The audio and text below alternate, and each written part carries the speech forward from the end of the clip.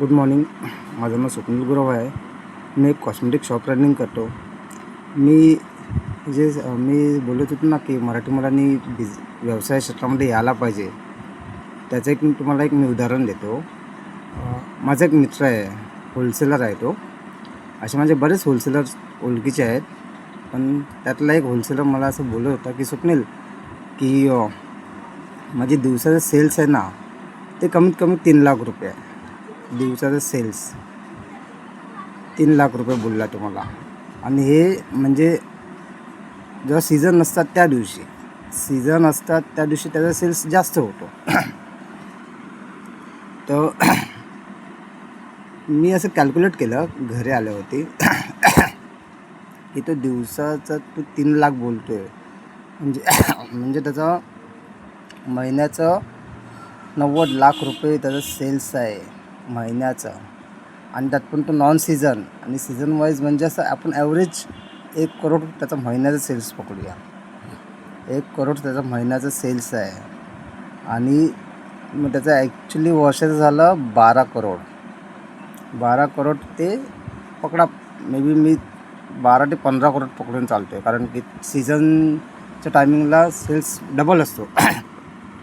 Always कोणत्याही शॉपमध्ये सीझनच्या. आणि आपल्या इंडियामध्ये तर फेस्टिवल्स तुम्हाला माहितीच आहेत, हर एक महिन्याला काही ना काही नवीन फेस्टिवल्स येतच असतात. तर तो 12 ते 15 करोडचा सेल्स करतो एक होलसेलर. आणि एक खास गंमत तुम्हाला सांगू, त्याचं शिक्षण झालं आहे फक्त 8वी पास आहे की नापास आहे माहीत नाही, पण फक्त 8वी शिकलेला आहे. म्हणजे तुम्ही विचार करा, फक्त 8वी शिकलेला जो एक आहे व्यक्ती, तो 12 ते 15 करोड त्याचा वर्षाला सेल्स आहे.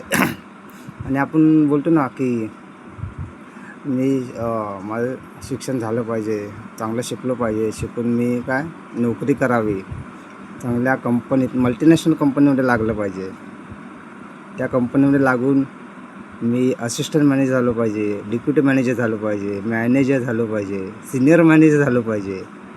पण आज तुम्ही जर बघितलं ना, सिनियर मॅनेजर किंवा व्हाईस प्रेसिडेंट त्यांची पण इन्कम आहे ना, त्यांचं तुम्ही पॅकेज जर, आता मी एवढं वर्ष काम केलं त्याप्रमाणे सांगतो, त्यांचं पण पॅकेज तेवढं नसेल जेवढा हा वर्षाला सेल्स करतो.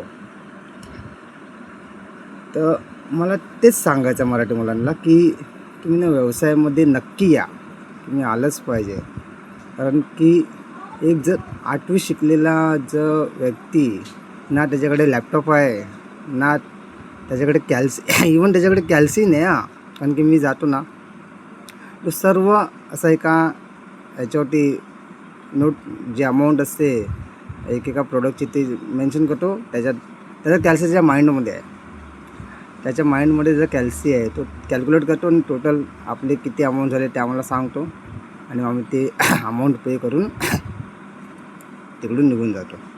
म्हणजे विचार करा, ज्या माणसाकडे कॅल्सी नाही, तो माणूस 8वी शिकलेला असून करोडोचा बिझनेस करू शकतो.